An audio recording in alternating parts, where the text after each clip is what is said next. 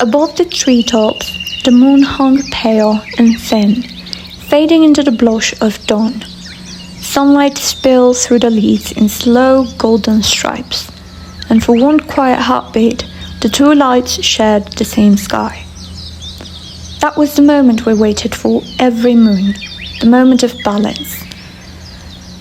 I followed my sisters into the clearing at the heart of the woods. The earth there always felt alive, soft with moss, humming faintly under bare feet.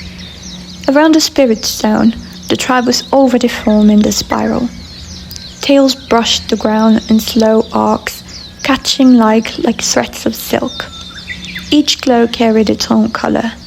The soft blues of water, the green-brown of earth, the silver of mist, the white of snow, the gold of sand. A few shone brighter. Hikari's light pure as the starlight, Sota's mist like moon-driven waves. My own tail flickered gold-red amongst them, one small flame in a sea of cool hues. We took our places, elders toward the center, apprentices on the edge. Little Wren sat 2 spaces from me, her tail quivering so hard that the tip brushed the moss in tiny nervous strokes. I caught her eye and smiled. She mouthed something that might have been ready.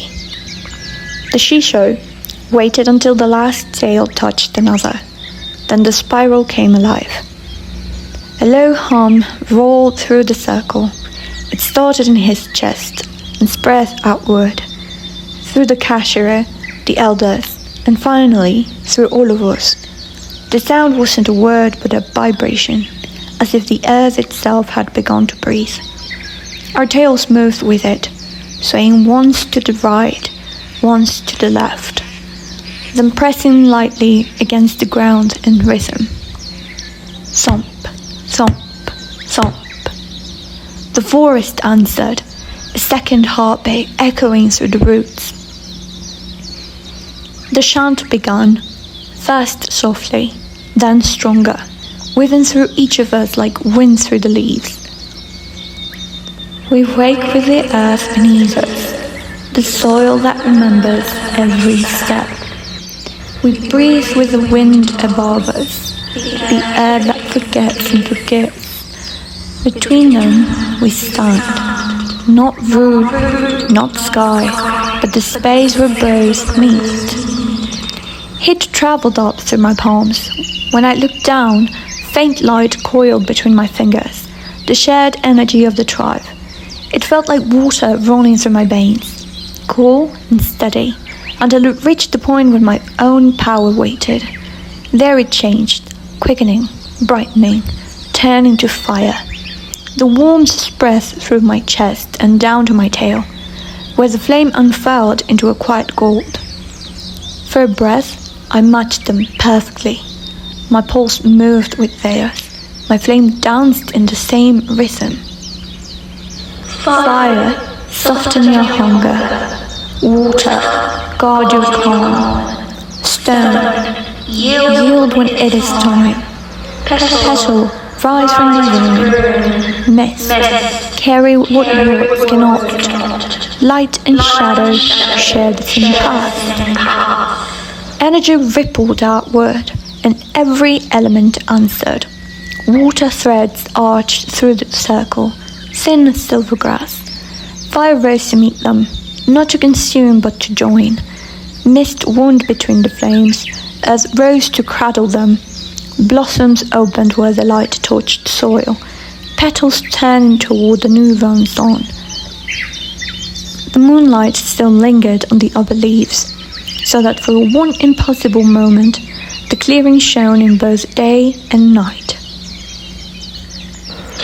Tails entwined, we are one breath. Pulse to pulse, we are one flame. No spirits stand alone beneath the dawn. The forest knows our names, and we, its quiet boys. My tail twitched in time with the others, a golden thread weaving through blues and greens and silvers. I felt the pulse of every soul move as one, the tribe's energy flowing like water, rooting into the moss, climbing into the morning light. The old moon fades, taking our echoes with it. The new sun rises, giving us the courage to begin again. What we have lost, we honor. What we still carry, we cleanse. The Shisho lifted his tails. I felt the unity move through me, the entire tribe flowing as one body, one breath. The chant became part of the wind. The air tasted of resin and dew. I wanted to sink into it completely. But then came the burst of release. All that burns cools, all that grows returns, all that binds endures, all that is gone rests. The final hum of tails pressing the earth echoed through me, but the words brushed against something raw inside me. Around the circle, flames dimmed, streams thinned, mist dissolved into the morning. One by one, everyone released what they carried. Even the energy that hung in the trees drifted upward and disappeared among the branches. One by one, they let go. And I tried to release him too. I really did. But the instant I reached for release, I saw my father's back as he ran into the forest all those years ago, the shadows still trailing behind him. The tribe hadn't called it betrayal. They had called it desecration, something darker than treason, a wound against the tribe he once swore to protect. They named it Kuyo no Hokai, the collapse of balance, an act so vile it stripped him of his spirit, of his soul.